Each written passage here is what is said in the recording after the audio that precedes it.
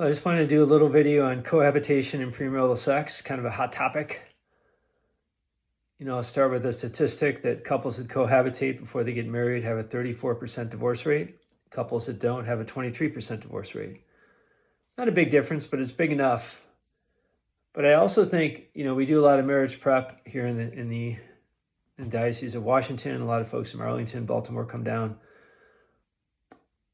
And, the problem with the aspect of living together in premarital sex is one of the problems is you're developing an emotional bond that could cloud your judgment and not allow you to really work on the issues you need to work on before you get married.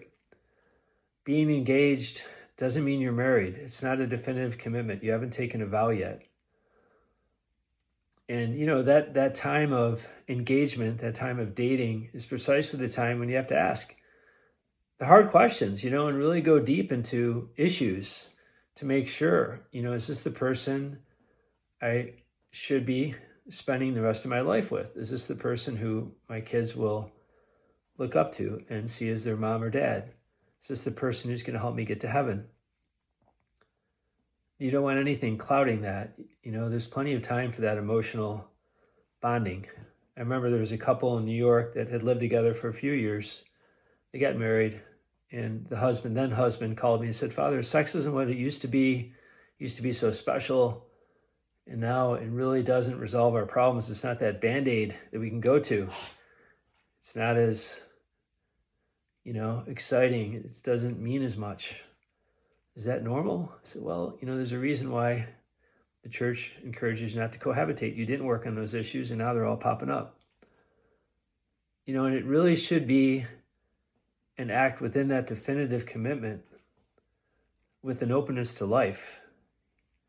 It has a unitive and procreative aspect, and both are very important.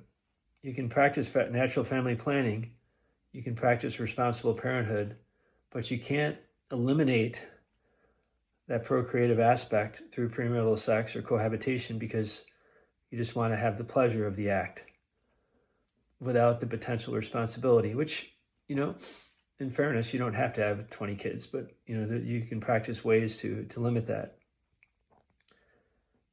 And I think that idea of giving yourself fully to another person has to have that definitive aspect to it.